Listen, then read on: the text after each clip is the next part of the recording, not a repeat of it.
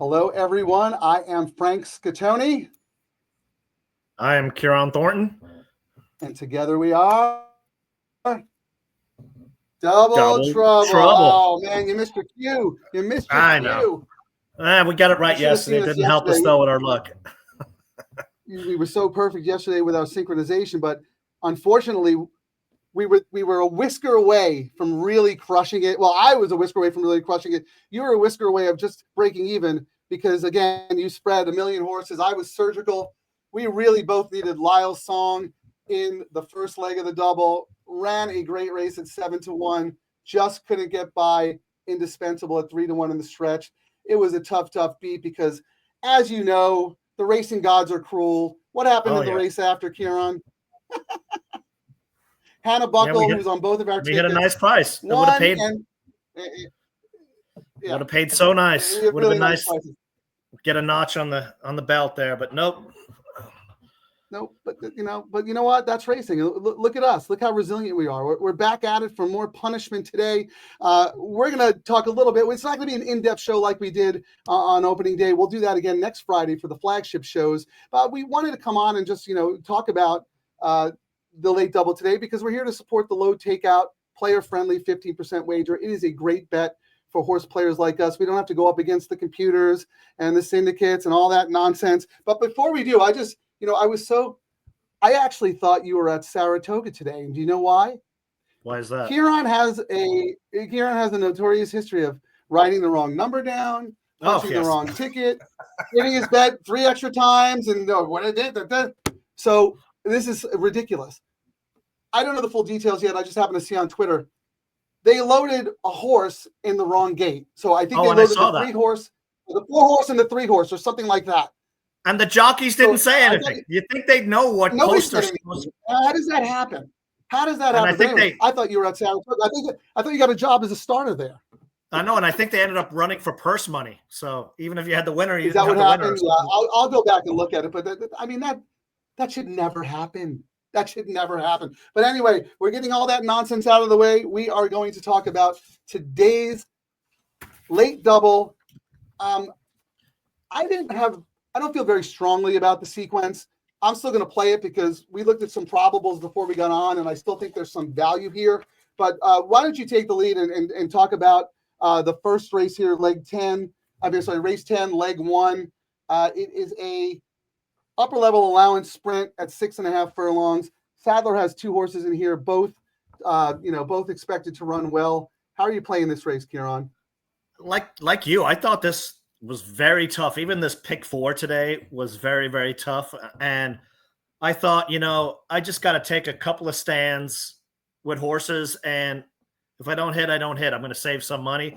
And as we watched the last race, my stand flopped. So I'm hoping to get out of the day here on this late double. So, I ended up landing as my top choice in here, Jerry's Spirit.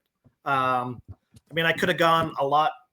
I like the 2 and I like the 5. And as you can see here, I'm doing a consolation bet. But as we went and looked through the probables, the 5 and 10 are looking like the top 2 choices in the next leg. And, the more I look at this, my bet, I'm going to be spending $100.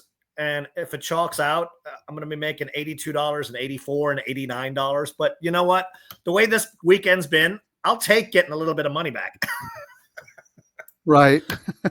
Just so I can say I got a double and you did not.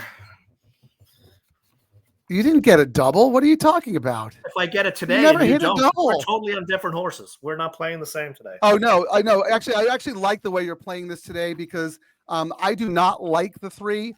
Unfortunately, I know you say this all the time that I like to play chalk, and I say I never play chalk. I'm actually playing chalk in the first 2 legs here, but only because I have bombs in the last 2 legs. You're playing a wise guy horse in this race to try and beat the chalk to actually get a big payday. So tell us who you're playing and why you structured your tickets this way. Well, my top choice here is Jerry's Spirit. And I thought, this is a race I either spread or I pick a shot. And this horse has won 4 in a row. Yes, going up in class. They wrote this race really interesting. We've got some horses in here for 100K. They're trying to get the better horses to race without getting claimed, give them the option.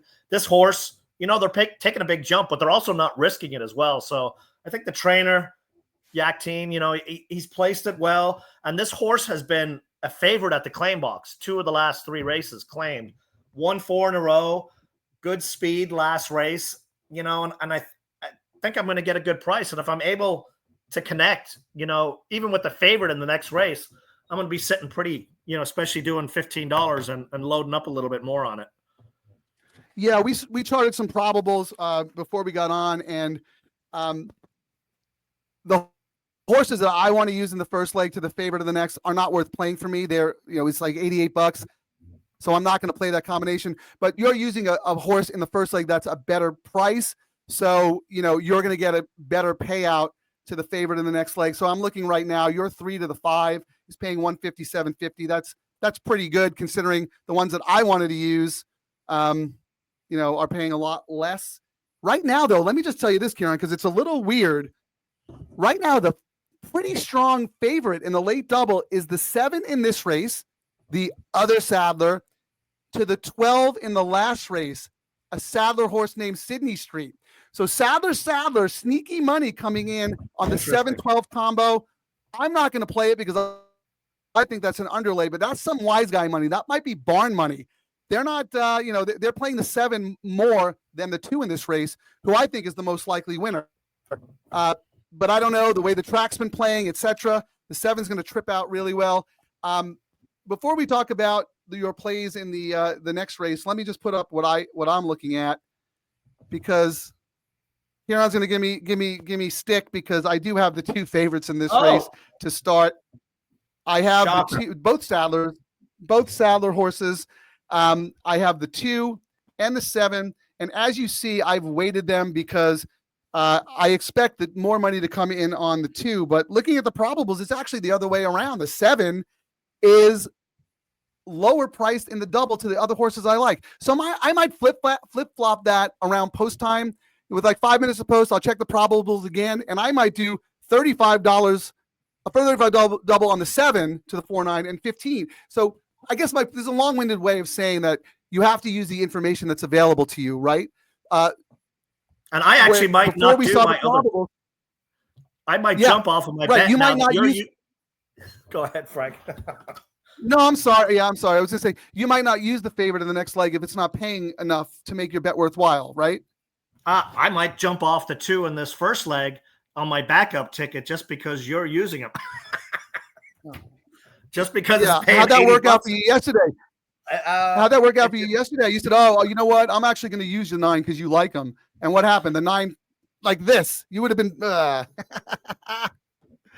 Oh man. Well, we'll see how it goes. Why don't we move on to the next race? I wrote this race up for the Del Mar website. If you go to dmtc.com, the handicapping free picks page, you can find all my picks for the meet. I thought this was a really, really competitive race. We talked, about the horse that's the morning line favorite and the one who's taking the most money in the late double, except for that 7-12 combination, is number 5, Margot's Boy. I think the horse has a shot. I wanted to use the horse in my double, but the horse is an underlay. I'm not playing a $5 double to get $70 back, right? I'm going to hit a home run here. But why don't you tell us who you like in this race, how you see it, and then again how you're going to play it. I also thought it was a tough race, but I thought 5 was the top choice here. Like the 3 in the last race, kind of on a win streak. And sometimes, these horses, they come here in a win streak and they just keep winning, So I'm not a fan of who's riding, but, cold jockeys get hot when they come to Del Mar sometimes. So, I mean, we got this as another horse has won 3 in a row and a second before that, so Glatt dropping off a win, 40%. So, I mean, Glatt's kind of been cold here at Del Mar so far, but when he heats up, he heats up, and maybe this is the race that starts it for him. And then my backup, my second choice in here was at a crazy price, the 3. If I get my 3-3 home, I'm going to be singing. Yeah, let's see what that's paying right now. $664. I actually thought it would have paid a lot more with the morning line prices on both of those horses. So let me see. Who is your 3 horse? Neon Lights, Jeff Mullins. Yeah, I thought there was going to be a lot of speed in this race. So I just tossed out any horse that was on or near the lead in their last couple of starts. So I didn't come up with this horse, but I mean, Mullins is one of the best out here, and the horse is 20-1 on the morning line. So, And I that's think, the three. Edwin's a great gate jockey, as we've talked about many times. And yeah, we did talk about the speed, but maybe this horse just goes to the lead and just gets really brave up front, and everyone else hangs back and just can't catch late. I mean, hopefully that's what I'm hoping for. Well, look, I didn't realize is it 5 minutes to post already? That's what it says on my screen here. We're going to let people go and make their wager. Yes. As you can see, this is what we have so far. Let's hope one of us is alive, coming out of this leg, so we have something to root for in the last. I don't know. Maybe we'll go on 5 minutes before the nightcap and just recap. I don't know. We'll see how it goes. That's what this is all about. Thank you so much for joining us. If you don't hit the late double, go home in trouble. Don't go home in trouble. Listen to what I say, and maybe you can use Kieran's as backup tickets. There you go. All right. We'll see everybody later. Thanks for watching.